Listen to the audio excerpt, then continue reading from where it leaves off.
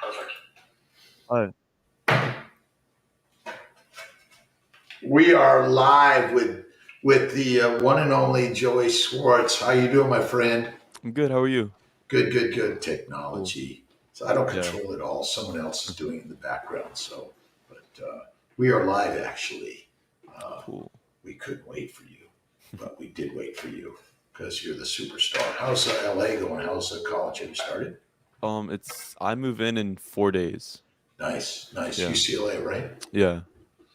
And let's see, Joey Schwartz, tell us a little bit about yourself so we can at least a quick, brief introduction since we've been here before, haven't we?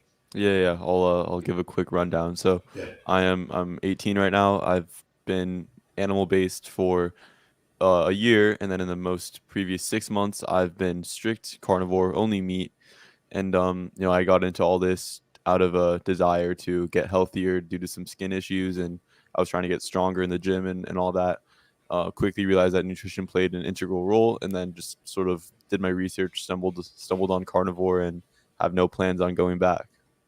And how are you feeling? Okay. Oh, it's unbelievable. Like I, it's interesting. I kind of perfected my sleep schedule, so I can work for like I don't know. Sometimes I sleep from 12 to 6, like 12 a.m. to 6 a.m. And I have so much energy throughout the day. I could work all day, and I'm so efficient now. Like I'm working on a bunch of things, and I can just power through all of it. And it's like something I was never able to do. I mean, I would be the person who would sleep 10 to 12 hours on weekends, and now it's just. I mean, it's Sunday morning. I was up at 6 a.m. just fully awake, ready to go. I mean, like the energy is kind of unreal. In addition to all the other benefits that are currently being reaped, like just I'm not nervous really in public anymore. I just feel strong. I just feel good. It's a whole different feeling. And you've been sharing it a lot more on your YouTube channel, Yeah. and you're now, I think, on Instagram. Tell us a Mhm. little bit how that's been for you. Yeah. I've been trying to just make content that appeals to a big variety of people. It's kind of difficult because everyone kind of wants something else. I'll do like a funny react. I'll do a video that I think is a funny reaction to some sort of vegan ideology, and some people will say, you need to take a different approach, and some people will like it. So, but I'm trying to do stuff that's for everyone. I'm trying to research different aspects of the carnivore diet and explain why and what ways science supports it. And I'm trying to do other things that appeal to different demographics, maybe more young people and stuff like that. So I'm just trying to still focusing on the carnivore niche because it is really growing. It is very popular right now, but just trying to make content that's for everyone and that will get my name out there more so I can sort of start pursuing this like more seriously. Who's been your best interview so far besides me? Uh, I actually talked with Dr. Chafee. I'm just waiting for him to put it out. So that's gonna be big. And then Sean Baker is coming up. Steak and Butter Gal is coming up. So like actually the big people are like the other like big carnivore people are. I I have like things with them that will come out soon. And how has it changed your life? Just like the diet in general, Yeah, or like just diet, and also just being out there and really sharing things in a way that is a little on the edge. yeah. It's been good and bad, but it's been more good. It's for sure been more good. It's given me a way to make money doing something that I love, which is really really cool. I've sort of had thoughts about what if I just go to Europe and I travel for a year and I just move country to country, documenting how I'm doing the carnivore diet in every single country in Europe. And I just have these ideas. I could do so much fun stuff with this, and I'm really enjoying myself. I'm getting paid to get on my computer and start learning stuff, and just putting it out for people. And in doing so, I'm sort of reinforcing that information in my own brain, so I'm getting smarter while doing it. So it's really cool. I mean, being on social media all the time, it's a bit exhausting. Kind of like being dependent on like reading comments, and I mean it has its ups and downs because I do read the comments and I do really enjoy reading them, but yeah, yeah, I guess the one issue that I have right now is that I used to wake up and not go on my phone. Like I would go for a walk first, and now I kind of just need to see, oh, how far did the sub count go up, or like what comments did I get. So I do need to work on that and detach a little bit. But it's been overall, really really good. I've been enjoying it. What is still your biggest driver to doing this? Um, I want to. I think the best feeling in the world is when I get a comment that says, "Joey, I started watching your channel and I'm gonna try this for a few days or like a few weeks." And when I see that, I'm like, I just encourage this person to make this decision that's going to change the entire trajectory of their life. What I did, just the content that I put out, is going to have such a profound positive impact on their life. And I see something like that, and I just think, well, how could I stop? I mean, this is the best feeling in the world. It's helping people. Something that you obviously experience all the time. It's a great feeling, and I love the feeling, and I want to keep feeling it. So you're going to be starting full-time classes at UCLA, is that right? Yeah, yeah. And what's your class load and study for starting out? Um, First quarter is there's a bunch of general requirements that I have to do. So one of them I'm just getting out of the way is an English 3 class. There's a cell and molecular biology class, and then there's intro to psychology and UCLA does it kind of weird. So you can only take 3 classes in your first quarter. They really try to give you an easy load in your Hmm. like adaptation phase, if you will. So not really too difficult at the beginning, but it'll get to a point where there's gonna be a lot for me to balance, and I'm gonna have to figure all that out. And so you must be very excited about moving out. And what do you think is going to be the best benefit? Um, I've always been very independent. I do things myself, and this will just sort of like uh create an environment where I'm even more dependent on myself to get things done. I like not having people to rely on. Kind of, I mean, living with my parents is great. They're amazing, but it's nice to just have myself and you know being on my own schedule, my own time. I do what I want.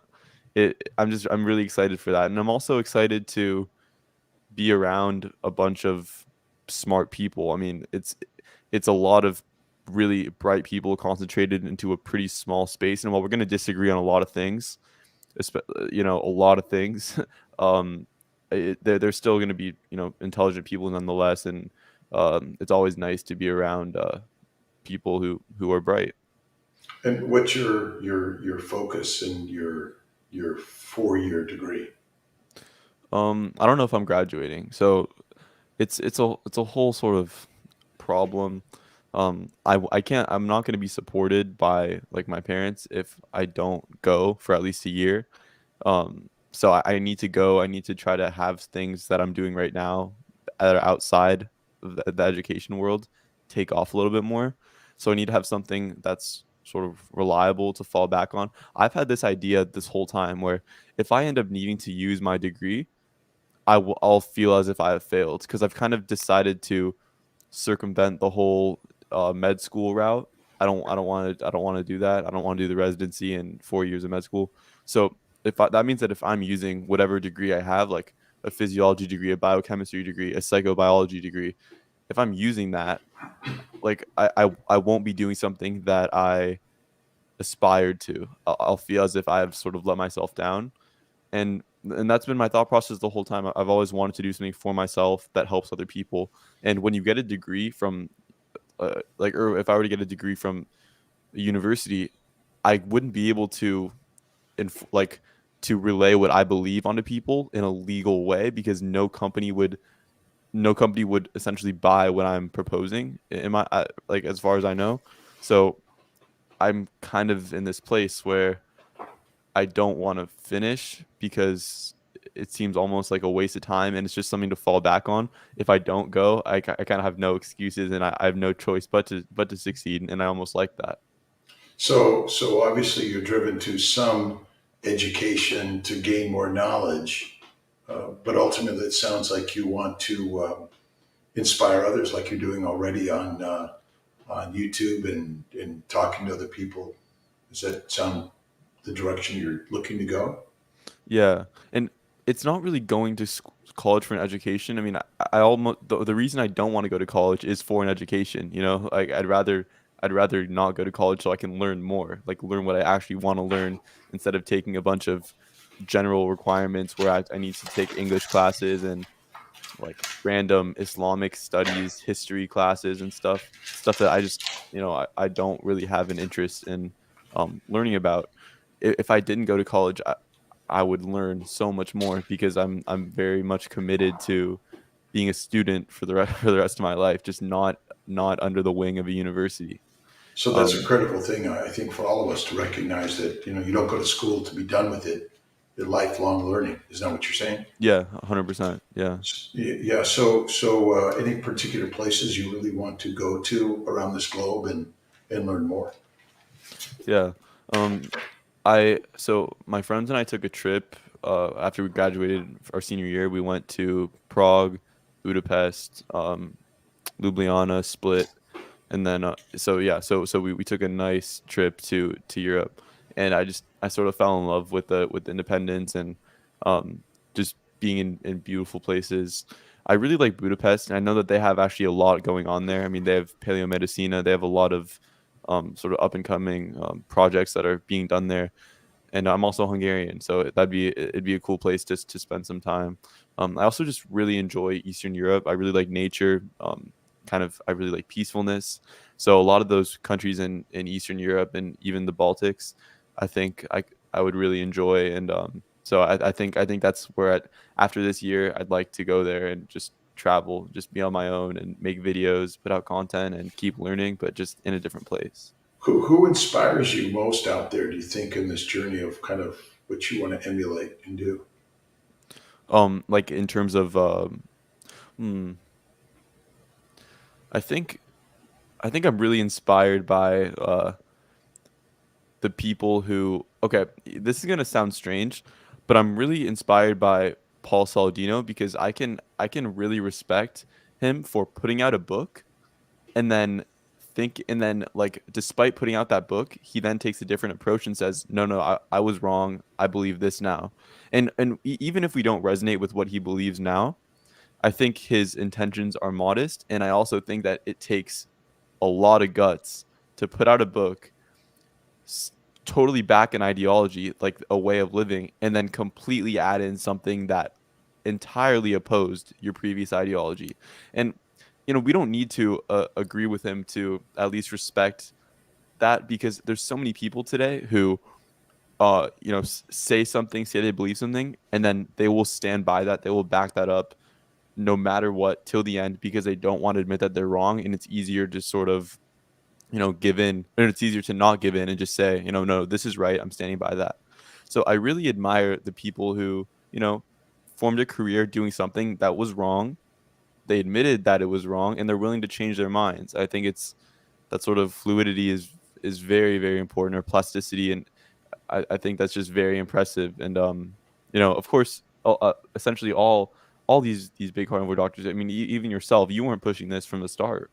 So it's just very, very cool to see people who have the best intentions of everyone else, and are willing to say I was wrong. Where does science fall into all this nutrition? Do you think?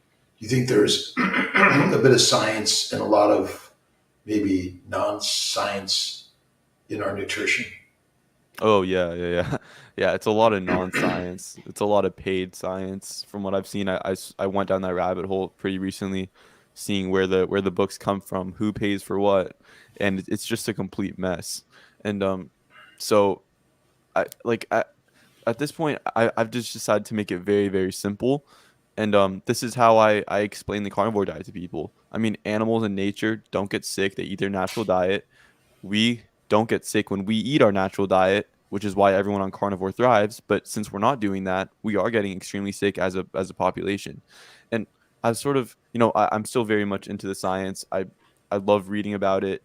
There's still a lot of value in it because I mean, if you have a good, really well randomized, well controlled trial that's, just a well done study, there's still a lot of merit in that. You can still give credence to it, but all the epidemiology, I kind of threw it out the window. That stuff is just like that.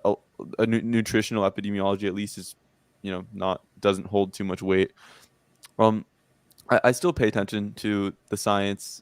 I like reading the studies, but I've decided that I'm gonna, make it relatively simple, especially when I'm explaining this to people. It's a lot of entertainment. Oh yeah, I think it's mostly entertainment because ultimately the science, randomized studies are very imperfect. Science is very imperfect, right? Because humans are very imperfect and our observations are very imperfect, right? yeah, And so ultimately we're all looking for views. You wonder, yeah, yeah, right? Because we get paid from the views, don't we? yeah. So aren't we as biased as the scientists? I guess so. I mean, in some way, I think because again, we go from carnivore to omnivore to herbivore, and can you have some plants sometimes, or is it okay to have them all the time? If you're on a keto paleo diet, that's the thing that's always it's a struggle. My grandmother lived 104. She smoked Pall Malls and drank Manhattans. Do we recommend it? No. No, no, no, no. But the number of people that are listening and learning from all of these people, and I do respect Dr. Saladino. I always share his books and things, and so. But we are, it's everyone's got to find their own place, don't you think? That's what this is really about. That's so many different people in this. And is that what you seem to be finding? What are you noticing on this journey of talking to different people about this? Yeah. I've talked to a lot of different people. I talked to, Ted Naiman. Are you familiar with him? Yeah, yeah. Yeah, yeah. I talked to him. I talked to a lot of the carnivore people. I've talked to vegans, many vegans. And it all comes down to it almost feels like people are very much like inclined to believe a certain thing, and except us. This is where we sort of differentiate ourselves. I don't I was never inclined to believe anything. I tried plant-based foods. I tried plant-based dieting.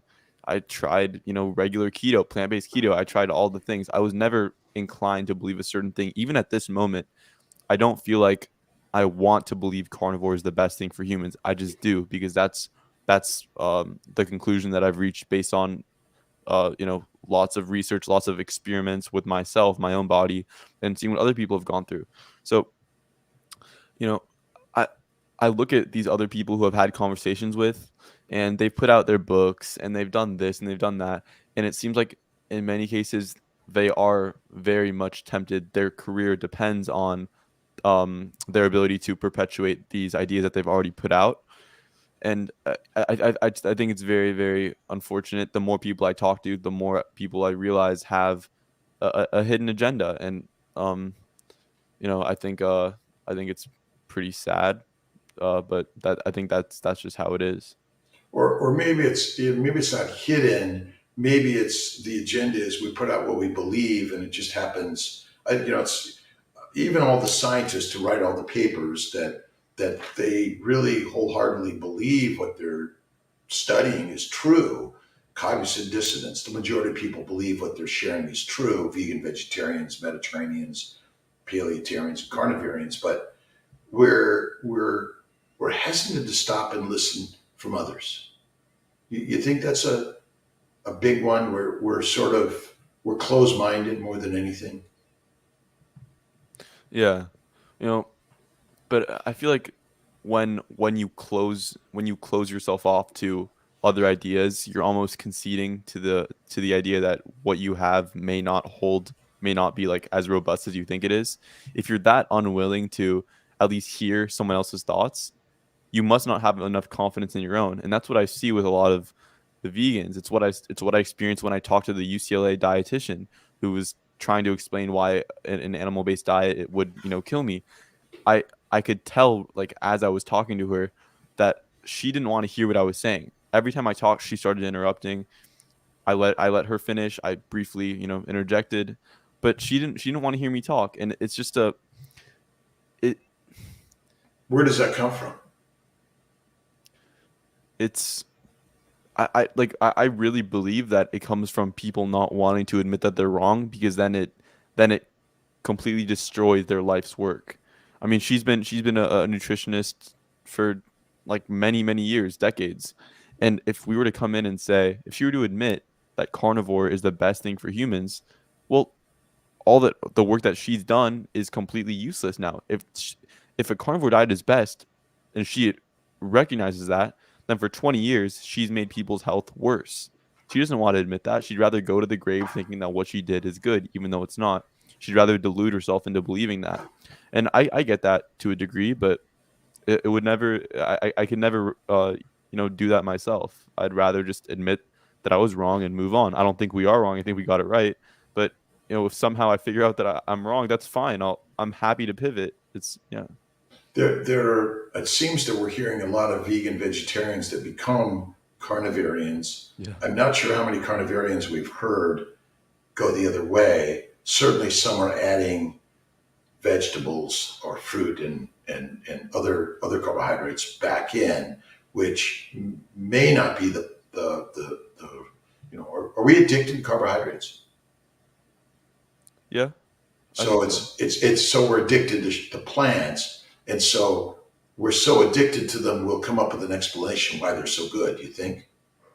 Yeah, and the fact that so many vegans switch to carnivore, but not many carnivores switch to vegan, is so powerful, because I love to say this: a vegan diet is not at all restrictive. There are a million different plants you could buy. You could make a ton of different things, lentil soups. You could do beans, stuff with beans, all the vegetables, all the fruits. There's no shortage of vegan options for you. Not restrictive whatsoever.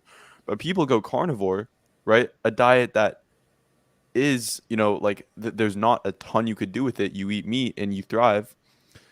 What happens is they don't go back. So that tells you something. They're eating in a way that restricts the amount of food they could have to maybe 10 different things. I eat about 10 different things, and they don't go back to veganism where they could eat 1,000 different things. Right? It's so powerful when you really think about this. It's not that a vegan diet is restrictive, is that it's simply deficient. And it just when you look at this dynamic of who's switching to what and who's staying with what they're on, it kind of is a real testament to the power of eating carnivore. And in so you already came across the nutritionist that didn't want to help you with your nutrition plan Yeah. in talking about this, and I'm wondering what you think is the link. If you're going to study psychology or you're going to study so many other areas in human knowledge, how much of our nutrition affects all of that? Um, I think it affects. It's hard to quantify it, but I think here's the way I look at it. Right. So every issue is affected by nutrition, anything you go through in life. And I talked to this woman named Emily Penton, who's dealing with people who have trauma throughout their whole lives. And what she does is she puts them on a carnivore diet so they can think clearer and then go about solving their issues after that. So even when you have some sort of traumatic childhood experience, it's so much easier to get through that when your brain works well and it's not inflamed. You can actually think rationally and logically. And So yeah, go ahead. yeah. It's everything that's being affected, even the things that you go through that aren't directly corresponding with the food that you eat. Well, the food you eat is going to help you get over them. And then of course you have all the psychiatric issues, all of the um like pathogenic things. All this stuff is just so hugely affected by nutrition, which is why you see people reverse the most incredible issues that medicine would so often dissociate from nutrition, almost on a daily basis. I mean, I've heard people reverse MS, Parkinson's. I mean, these things are not supposed to be cured. We're not supposed to get rid of these, and yet it's happening. We're not reversing any diseases. We're taking away the actual poisons that cause the symptoms that we label as a disease. Mm, Ultimately, it's all just plant poisons. Yeah. So if you think about it, heroin, cocaine, marijuana, nicotine, caffeine all come from plants. So in actuality, the traumas that we think happened in his childhood were only maybe misconstrued due to the drugs, which caused the hallucinogenic and paranoid brain thoughts. Brain damage to the brain is like damage to any other organ, right? Mm. We label a kidney disease or heart disease or skin diseases, and then there's brain disorders, which are the same, which are all simply caused by a plant based, low animal fat diet, which is the cause of, we're just poisoned to death. We're poisoned to disease. And then there's a huge book of all these diagnoses that we're going to label, and then we're going to drive you to a doctor, a drug, a dissection, and then forever management. So it's getting all of us to open up, but you found it, and just a quick, where how do people find you today? What's your website, your YouTube, your Instagram? Yeah, YouTube carnivore camaraderie, Instagram carnivore underscore camaraderie. So that's where you find me. Yeah. And this is Dr. Kiltz, and we're talking with Jeoy Schwartz about his conversion from standard American diet to carnivore and the massive, amazing changes he's seen in himself. And he's been sharing them on YouTube, and very impressed. I was listening to you on a conversation about deuterium, Mm. and I loved your analogy of the medicine ball and the basketball, and how the electron transport chain, basically it's harder to pass around those medicine balls than it is simply a basketball, which are much lighter Yeah. hydrogen.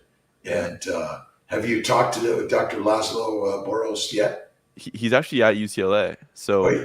yeah, it's actually really exciting. I'm gonna go talk to him as soon as I can. Hopefully get involved with his lab and do stuff with that because I think deuterium. When I heard about it, and I realized that the carnivore diet is in perfect alignment with deuterium because you have the grass-fed meats which are low deuterium, and you have all these lifestyle practices that we endorse, things like getting sunlight, all cold exposure if you like that, all the stuff that's depleting deuterium, and then you just look at just how deuterium has in parts per million increased significantly, uh, you know, from 120 to like 150 now. It's just it's really really fascinating. It makes a lot of sense, and even Lazo, he eats pretty much carnivore. I mean, he green leaves are low deuterium. I don't like he messes with those a little bit, but he eats mostly meat and doesn't really drink water. He's a really fascinating guy. Well, yeah, I loved him. I did an interview with him. And he also, I went to Harvard UCLA for my fellowship, and Hmm. that's what he came from also. So we have all these connections that are critical, and um, we just got to keep sharing it and helping more people find the next level. What's your next interviews coming up? What are you excited about? Yeah. Um, I'm talking with Bart today, so I'm excited about that. I've been trying like I I'm going to interview Dr. Chafee at some point. I'd like to talk to you at some point. All these things I want to do, but you guys have all done so many interviews, and I'm trying to think of a way to make it interesting. Like what do we talk about that hasn't been talked about before? And so with Bart, I sort of created this outline where I'm gonna come up. I basically researched the 16 strongest vegan arguments, and I'm just gonna read them off to Bart. Bart K debunk 16 vegan, point like just I'm trying to figure out ways to have great conversations with all of these carnivore faces, but not doing the same thing. How do you get into it? What are the benefits? I'm so that's what I'm working on thinking about right now. So what is the number one thing you want to debunk um I in mean, all of this? and all of this, I don't want people to think that plants are good for us. I mean, as you said, plants are the devil essentially. I mean, plants are what make all the drugs that are destroying people's lives. Plants are the source of the carbohydrates that are destroying people's brains and bodies. I mean, I just want this idea to be completely removed from society, that plants are conferring a benefit to people. I hate the idea so much. So are fruits good for us? No, I don't think so. Although So I if any frequency are they good for us? I don't know. I What do you this think? why do you think Paul Saladino is experiencing benefits? How old is he? He's early 40s, maybe. So this is Dave Kilmer. Yeah. Dave Kilmer died at 52 of lymphoma. He was a great doctor, healthy. You'd look at him and say you're healthy. So is it possible that most of us feel great until we don't? Hmm. Is it possible that, again, let's get back to plants contain toxins and fruits do too? They contain glucose, sugars, which are they cause glycation. Mm-hmm. So you might feel great, but you're slowly damaging some of your cells and mitochondria that eventually cause cancer. But you don't know you have cancer until you have stage 4 cancer or an untreatable cancer. So my concern is that as doctors and scientists, we're talking to humans around the globe, right? And humans around the globe need to understand that plants are not required. People die of anaphylactic reactions from plants all the time. And then the question is, well, what causes cancer? And my sense is it's simple. It's sugars. And so if we're encouraging people to use sugar regularly, that might be the cause of their disease, but not yet. They feel great right now. How many vegans feel great for a while? They feel great for most of them don't feel great for more than a year. Not necessarily true. Well, It, it, well, I it's mean, most of them switch before the year expires, like 90% of them. Well, there are a lot of vegans that are vegans for a long time and vegetarians that feel good because there's some other ways that maybe you can do it that is less damaging. But my point is that many healthy people get cancer and drop dead right away. The Mm. question is why? My theory is simple because long-term slow exposure to a poison will kill you, but you don't know it until you drop dead from it. And it's like COVID. Healthy people have gotten COVID and died. The question is, were they healthy or was COVID just so virulent? My sense is that they have inflammation due to damage to the glycobiome, Mm. which is the single leading cause of our damage because that sugar layer gets damaged. So I do question. Again, it's some from time to time, but regular basis. Again, I've had too many of my friends and colleagues and patients who have died that my question is, well, the why part is simple. Sugars cause glycation, which ultimately can cause damage. So, that's we're not meant here to be entertainment. We're really here to be, if we're physicians and our goal is to help heal people, it's to understand as much as we can of it. Although, as my grandmother lived 104, she smoked Pall Malls, drank Manhattans. About 10% of people smoke cigarettes get lung cancer, but many people die. Sarah Hallberg was a diabetologist working with Dr. Peter Attia. I can't remember the name of their company, but she said at age 50, after 10 years of lung cancer, I don't know why I got lung cancer.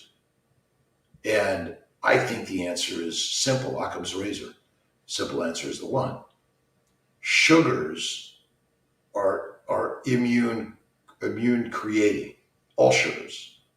And so you just don't know which one it's going to get you. And that's kind of the problem with this. Mm. Do you think so? Do you think it's possible to make a dietary change and you feel better for a sustained amount of time? Like you say, let's say, like exactly what Paul's doing. Let's say he eats carnivore for 3 years. Let's say feels good, starts adding fruit, feels better for the next 10 years eating only fruit. Do you think it's possible that he feels better and it's still conferring a detriment? Well, what is our measure? Is it longevity or is it Sure.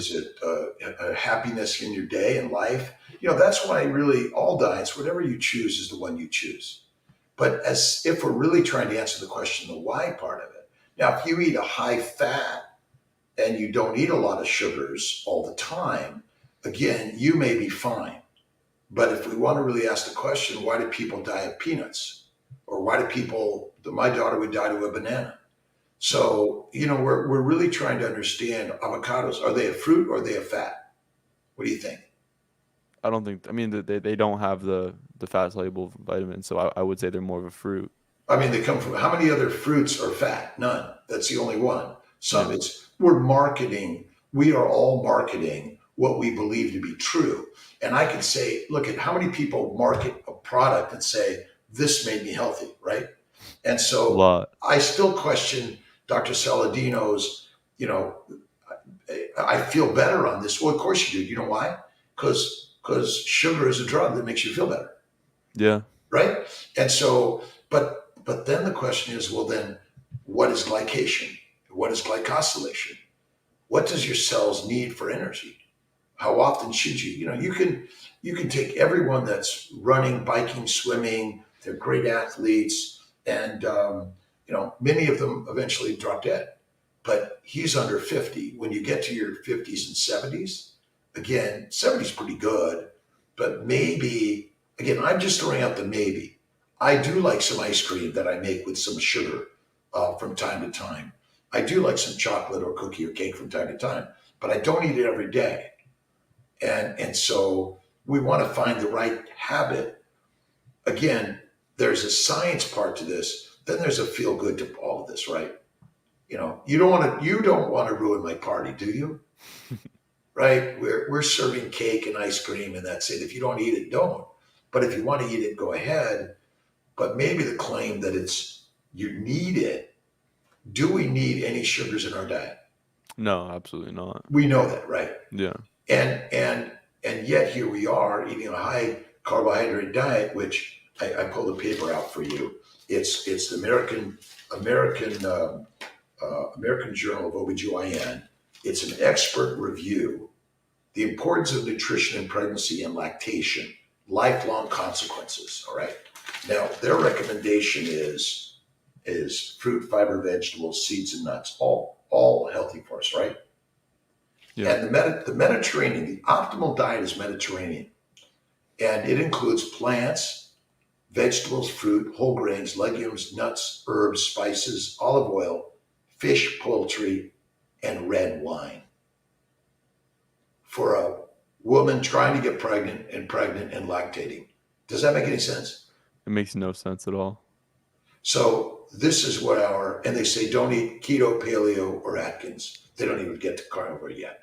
So, this is what we're all up against is the experts.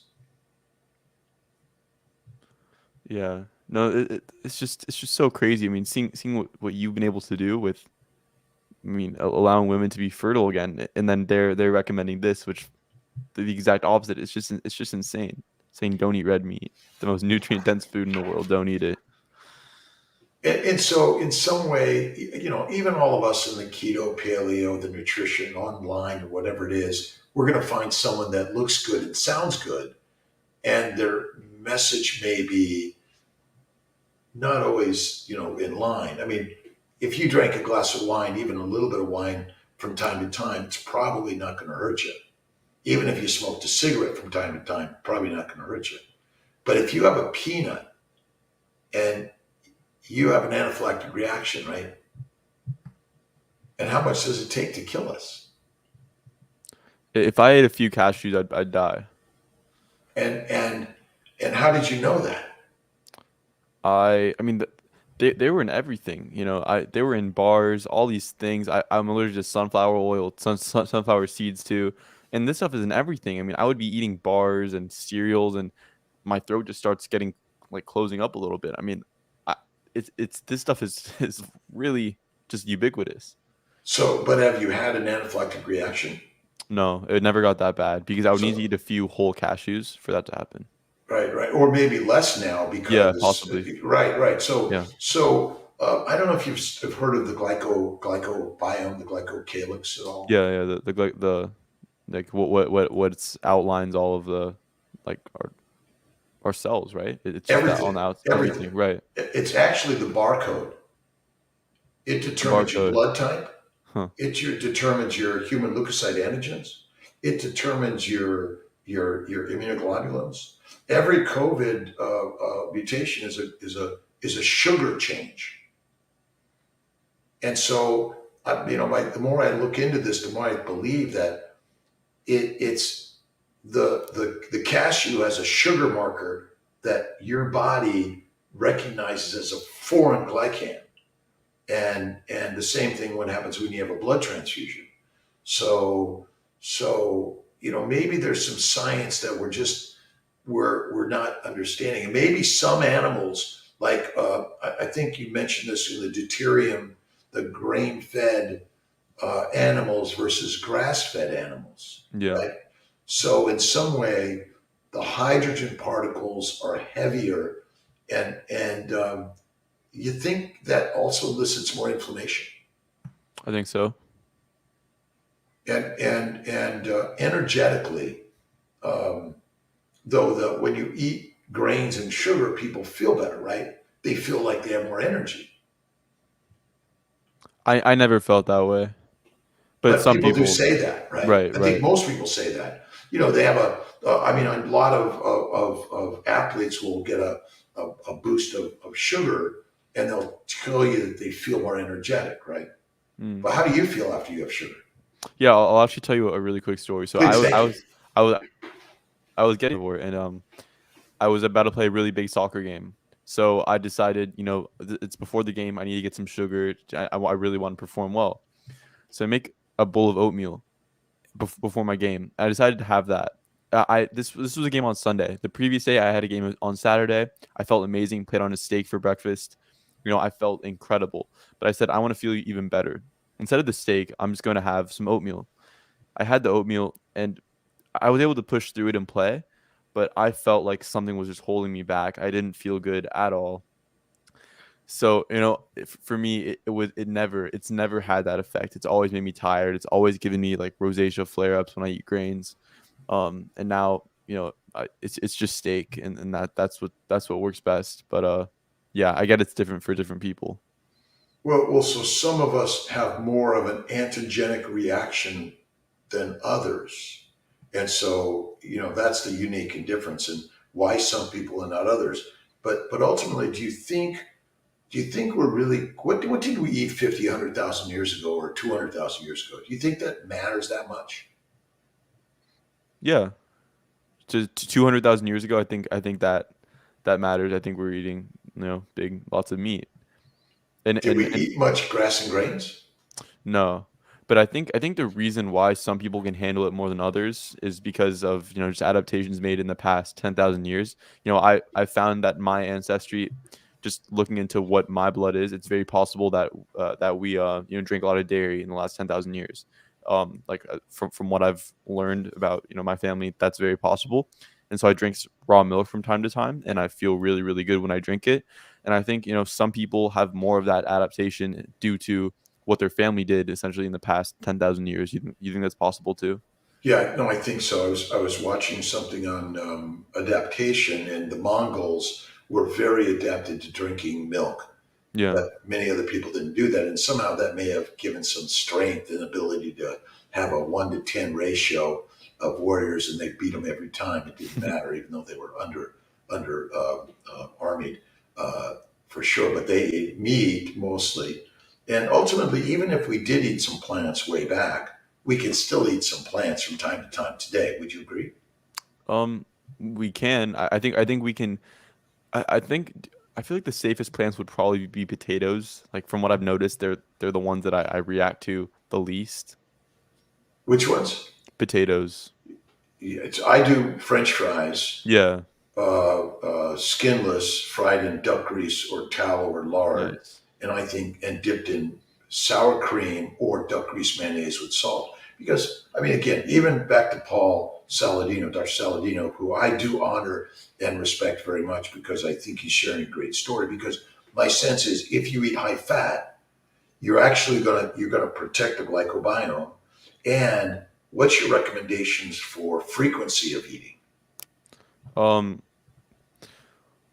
Well, for me, I eat about twice a day usually, but I think the reason I'm doing that is because I'm still young, I think that it might be beneficial eating more food as I'm still growing. But there's going to be a point where I eat once a day. I know that.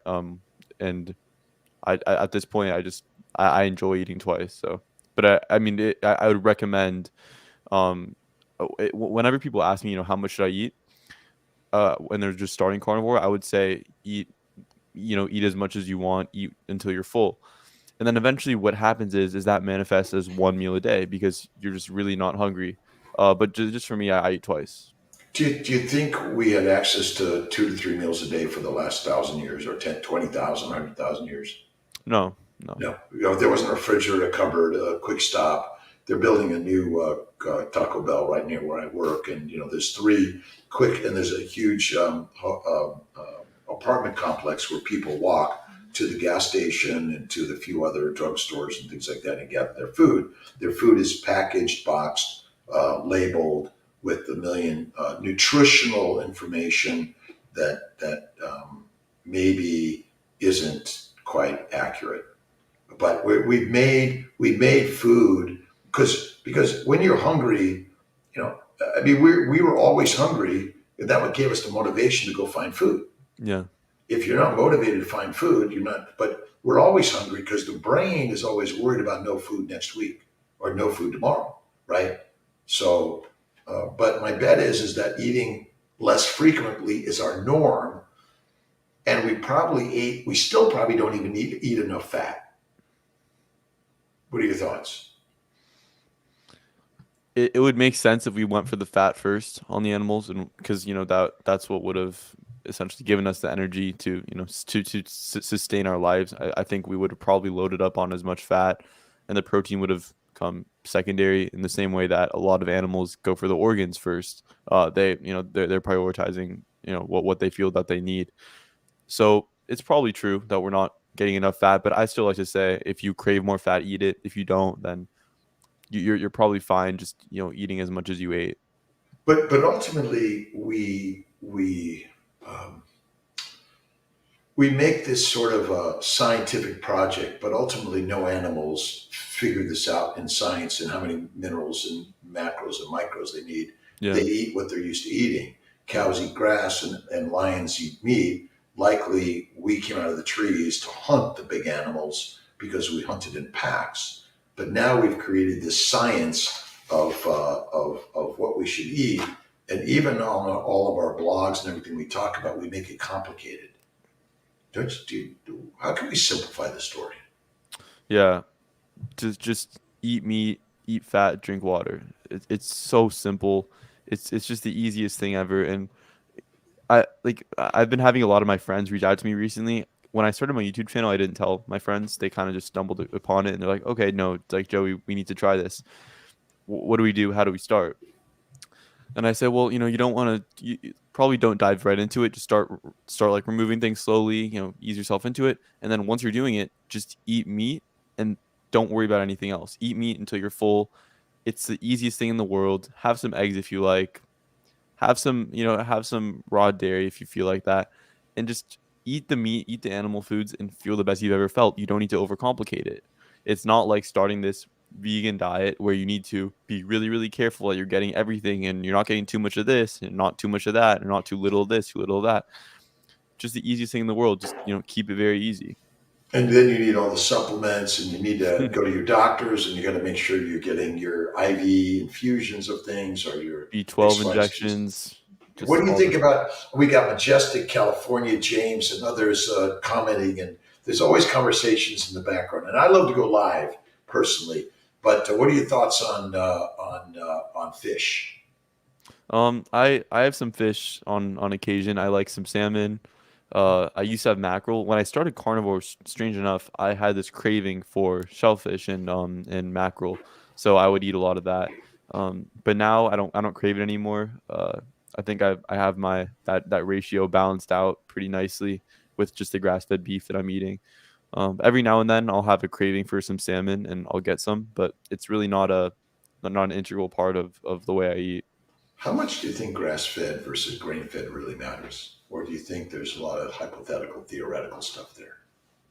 I actually think it matters a lot. I think it matters more than a lot of people do. just because the animal is, I mean, of course, it's going to be much healthier when it's eating grass versus grains, and just learning about the deuterium difference between grass and grain fed.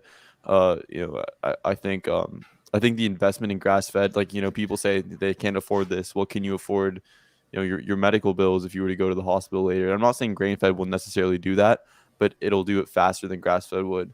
So I think the investment in grass fed, the difference in cost is probably worth it, even to someone who struggles to eat a carnivore diet as it is, just because of the long term outlook. Again, it's hard to know exactly because we don't have those we don't have But we those don't really have the science behind it, exactly. We right? We don't. have we're theoretical, opinionated, Yeah. all of us. And so, but a cow on pasture is better one than a feedlot, Yeah. right? Right. Absolutely. Yeah. And as we, but what I tell people is that's not the most important thing right now, because if you're at least going from eating plants to eating meat, even if it's grain fed, you're 100% better. Yeah. And so we always have to take people where they're at in this world, because otherwise people are like, well, if I can't do that, I might as well just stick where I'm at. And so you always, it's like you wanted to tell your friends, well, I want to ease them into it. So easing into any meat is still better than no meat. Yeah. And that's the part that we have to recognize. Who are we talking to? Who's Mm. listening? People that want an easy entry. Although I say throw away all your food and go buy steak and eggs and be done with it. You don't need to wait. It's like stopping heroin, cocaine, or alcohol. You throw it out, and you don't ease out of it. That's Well, what do you think about Bart K? Talks about a lot of permanent issues caused from gut dysbiosis from immediate adoption of carnivore. I didn't suffer from that. I think that you already have the dysbiosis, and you're gonna whatever you put in it is gonna be you got damaged gut, right? Yeah. So you're just eating plants that are a drug. You get away from the plants, your gut will heal. So again, we all opinionated. Personally, I think that I think insulin resistance doesn't exist. Glucose is not a mitochondrial energy source. It's a precursor for fat in the liver. So we're all talking something, but our and microbes, the gut microbes are deadly for us. What do you think? Well, what do you mean the gut microbes? Well, why are the microbes and how did they get into your belly? Well, I'm kind of confused. Microbiome. Everyone talks about the Oh. microbiome as being so important for you, but we've never really studied the microbiome without a plant-based diet. Hmm. And so eliminate all plants, but microbes are deadly. And so we think like, if they're in our heart or our brain or any other part of our body except in the bowel, but if you eliminate plants altogether, and you allow the glycobiome to heal, the microbes are going to be well controlled. And if you eat fat, it suppresses their growth. And I don't know if you've ever noticed that mold does not grow on butter. No. Have you? Right? No. No. And No. everyone says that people that are fat have a huge amount of inflammation in their fat. But what if it's not in their fat, but it's in their bowels and everywhere else? Because fat doesn't grow microbes very well. Hmm. Because getting fat is the fittest thing you can ever have happen to you. Yeah. If you eat today a big, big meal and you're not going to get food for another week, well, where's your energy coming from? It's coming from your own fat. When is it ever coming from sugar? Never. Yeah. Never. That's why the glycobiome is so critical to understand. Have you ever heard of glycosylation? Yeah. Yeah. And glycosylation is a protein that is bound by a sugar, or a sugar grows off of a protein, essentially. Why would it do that? Um. Would it be like supplying the brain's need for sugar? No, no, no. The brain doesn't need sugar.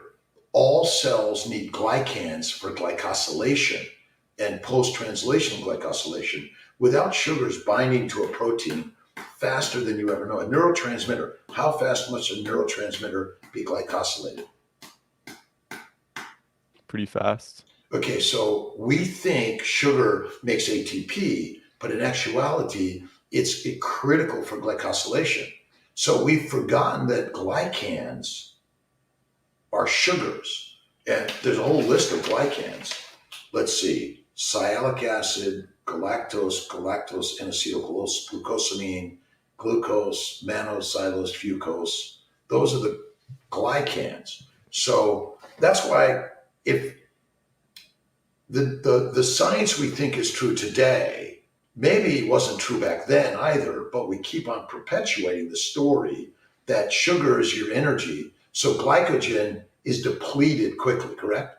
Yeah, Why? because the body knows it's toxic and wants to get rid of the sugar as fast as it It can. doesn't want to get rid of any sugars. Sugars are critical for glycosylation. It doesn't want to get rid of the sugars. It needs the glycans, but it doesn't want significant plant glycans ever consumed. Because the plant glycans are like eating a cashew for you. Yeah. Okay? And so, but you might, like I suffered for 55 years before I finally went carnivore. I tried everything. I did keto, paleo, Atkins, everything, carnivore. And so understand glycans. We do not understand glycans because everyone thinks that the sugar has got to be used up and then you go to fat, right? Right? Yeah. But those glycans are critical everywhere in your cytoplasm and other places for glycosylation. All right. And so is it and the actin and myosin and the transport chain are critical. These proteins, these nanoproteins, these nanomotors, they're spinning at light speed, and all of these molecular reactions, it's like an atomic explosion, right? But it's at a micro nanoparticle size. So that's why the nutritional world is still caught on the fact that glucose is what's the primary function of glucose? Oh, I'm sorry, I missed that. Everyone thinks the primary function of glucose is what? Is to feed the brain, to give the brain energy. But that's like the idea. That's the idea. But Yeah. is there fatty acids in your brain? Yeah. There are. So why would it ever use glucose when it has fatty acids? So why do people think that the brain needs 60 grams of glucose from just glucose every day? I don't know. Tell me. Can you? It's just Have you ever completely read the original paper on that one? no. Do you know Hans Krebs and Otto Warburg? I mean, look at science. You think science is snake oil today? What was it back in the day? It's always snake oil. Huh. So we don't require so s- like the whole idea was that gluconeogenesis supplies the brain's requirement for carbohydrates. Just completely wrong. It doesn't for carbohydrates in order to make ATP, but it's critical in order to make glycosylation products, which are critical for the production of energy. Because without the transport chain, without a glycan, which will attach to a protein, which will make it a functional protein, three-dimensional, you're dead Mm. in 2 seconds, okay, or less. And that's why people don't understand. Again, does fat cross the blood-brain barrier? I I It believe it does. must. Yeah. And fatty acids are everywhere. And Yeah. so, how long does it take to cut a acetyl CoA out of a fat particle? How long does it take to take glucose to pyruvate? Why Not would because you? A lot longer. Why would you take glucose to pyruvate when you could simply cut a long chain carbon particle from a fatty acid into acetyl CoA like that? hmm, And so again, the ideas maybe it's just question everything you're hearing. Don't yeah. take anything you hear in science as truth. Randall cycle, the glycolytic cycle, all the cycles are hypothetical. They're theoretical. We've proven them based on our I get along with you, we write a paper, we know the people who own the journal, we are all pals in our laboratory, and all our big meetings are funded by whom? Mm. pharmaceutical, cereal, sugar companies. Everyone, but we're all part of it. We don't blame anyone for this because we're all part of it. Okay. And so, but the question is, do we question the original science that we're living on? We don't. I mean, Wim Hof is a vegetarian, right? Yeah. But the mind is the master of it all. And so we don't talk much about the mind in the carnivore world, do we? No. That's maybe an area we should be going into a little bit more, maybe. My mind is kind of blown because I've even heard the carnivore people saying, you eat enough protein satisfies the brain's need for gluconeo for like the brain's need for carbohydrate. And then I was talking to Ted Naiman, and he's like, yeah, your brain requires X amount of glucose. You could just eat 2 apples instead of letting your body stress itself out by converting the protein into it. And I'm just thinking now, these are things that I accept as the truth. Brain needs sugar, right? And it's just like, even the things that I've been so skeptical of, there's still more. I mean, is the brain mitochondria different than every mitochondria in the body? No, I No, they're wouldn't think not. so. So why would the brain mitochondria need sugar, but every other mitochondria needs acetyl-CoA from fatty acids? And Yeah. remember, sugar is a toxic chemical. So if you eat it a little bit all the time, may be harmful. A lot one time may be harmful. But remember, we're not talking about white sugar. We're talking about plant glycans. Remember, the deadly component of a COVID virus is a glycan, right? It's the Okay. sugar particle. So if you eat meat, if you eat the cell of an animal, is there a sugar on that cell or in that cell? No, they're Yes, there are. Glycans. really okay. Glycans. Are there proteins in that cell? Yes. Yes. Is there fat? Yeah. What's the membrane made out of? Lipoproteins. Those are Right. fat. Phospholipids. Fat. Every cell has proteins in it, right? And every cell has glycans on it. So that means you're getting amino acids, you're getting sugars, and you're getting fat. Okay. So you're getting it all. But what we're saying is that eating a carbohydrate is never required, but sugar is a requirement, but not to make ATP. Remember the entry point to the Krebs cycle, and I don't know how much you know of this, but in order to make make ATP, you need acetyl-CoA. Mm-hmm. But you can convert pyruvate to acetyl-CoA, but that's done in the liver via insulin. So I'm throwing out some concepts that are not readily believed because do you know much about insulin resistance? Fair amount. And what is insulin resistance? I mean, well, from what I know, it's the cells become so full they're no longer willing to accept what the insulin the what the insulin brings to the cells, that the cells become resistant to the insulin. Full of what? Um, I would assume fat probably. Well, what if insulin's job is to make fat and that's it? What if that's the majority reason? My sister died of diabetes. Type 1 diabetics become very skinny because they use up their fat stores. Anorexics become very skinny purposely and then they die quickly. And then liver failure patients also, by the way, become very emaciated and skinny, yet they have insulin and glucose circulating in their body. And they have very high uric acid and levels and ammonia levels because they cannot metabolize amino acids, and they can't metabolize sugars because insulin in the liver is required for that. So I question it. I Yeah. question our science because something doesn't make sense. Yeah. Does a type 2 diabetic require eating carbohydrates at all? No. Does a type 1 diabetic require eating carbohydrates at all? No. No.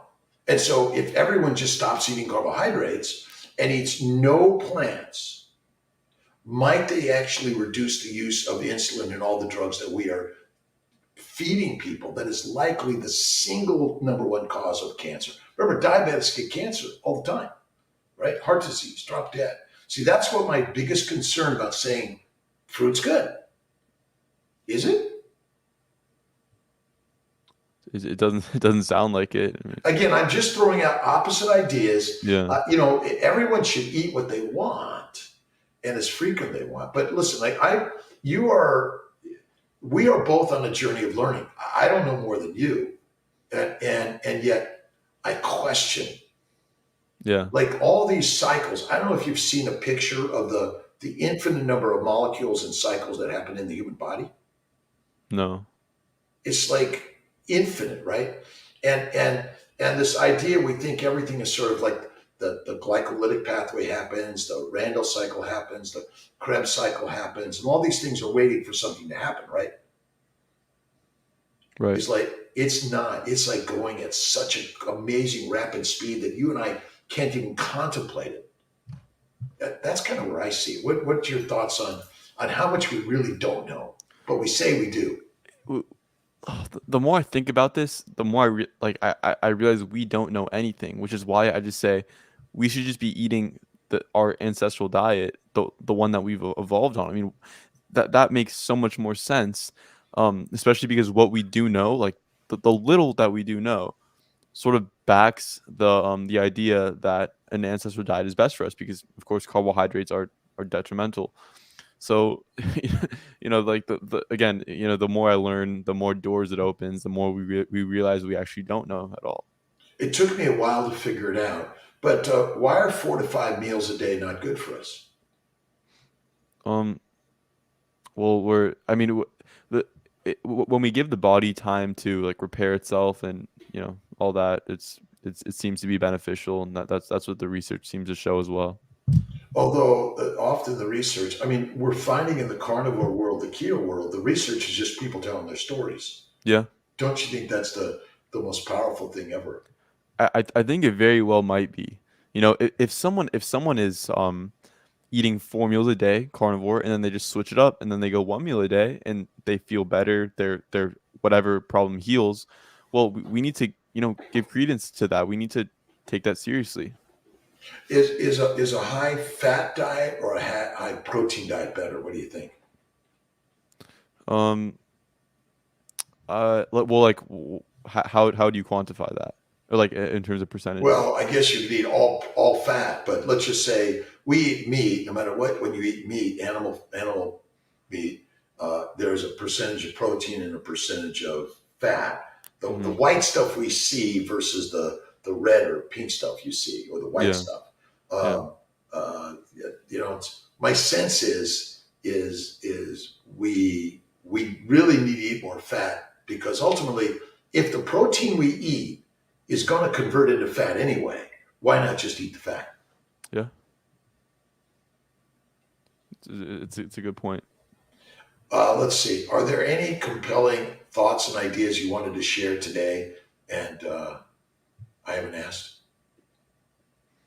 um I don't think so. I mean, whenever last time we talked, you gave me a bunch of ideas that I just needed to go, start learning about, and now I have a lot to do now. So, Well, uh, the biggest one is to prove to me that sugar, glucose, is the first need for the mitochondria, yeah, yeah.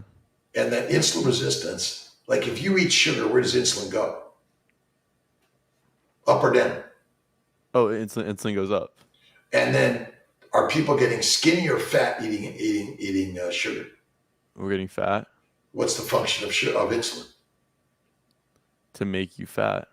Like, is that not simple? But how about how do you explain the insulinogenic attributes of protein? Well, okay, so amino acids and sugars go to the hepatic portal system because they're both water soluble and they go direct to the liver. Okay. Okay, so now how much protein does your body require as a protein amino acid? It needs some, all right? But does it need more amino acids or does it need more fat? It needs more fat. It needs more fat. Can your mitochondria run without fat? Cannot. Can't. Hmm. So your liver, amino acids and sugars cause insulin to go up because they're both require insulin to convert them to fat. All Huh. right. Okay. Okay. So Yeah. again, it's like anatomy. If you open up the human body and you understand the esophagus to the rectum, the bowels, all the blood flow goes to the liver. Why would it go to the liver? Hmm. And where does the fat, when you eat fat, where does it go? It doesn't go to the liver. It goes to the lymphatics. The lymphatics dump into the thoracic duct, which goes to your heart and goes everywhere. Why would it go everywhere? Because it's our source of energy. It's required in every cell of your body, except one cell doesn't require it. One cell doesn't require Red fat. blood cell. A red blood cell is a battery.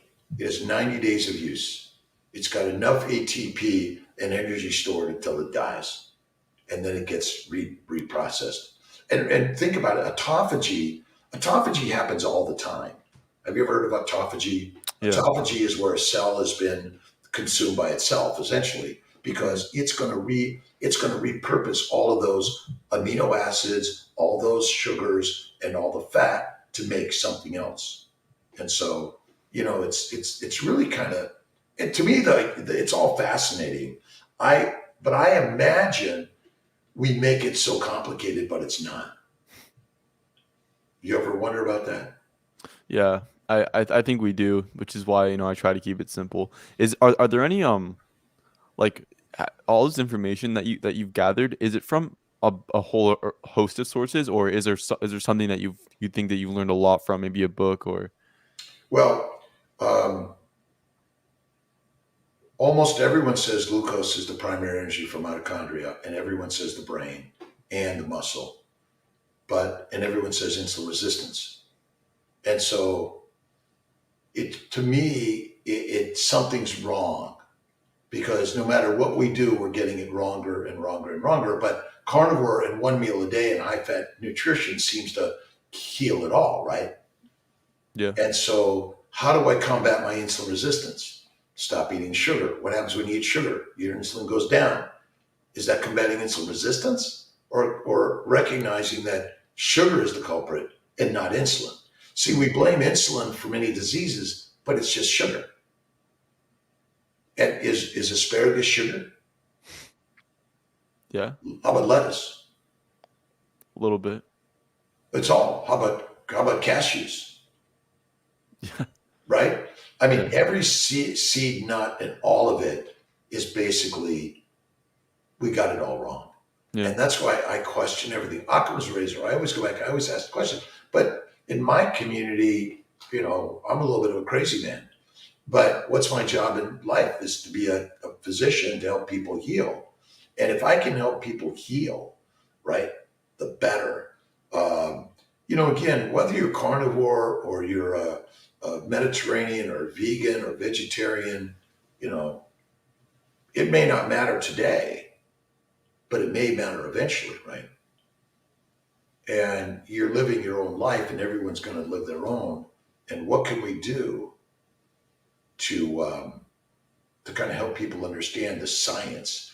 We're not here to chastise others. There's a lot of chastising others in science and medicine. Have you noticed that? Yeah. Even we're not here to chastise vegan or vegetarians. We're all just, I think, lead it by example. Yeah. I All right, my think friend. it's a good approach. Right, right. The more we can lead by example, and I think you're traveling around the globe and sharing your story is really amazing. I've been so impressed, Joey, with what you're doing, and keep doing it.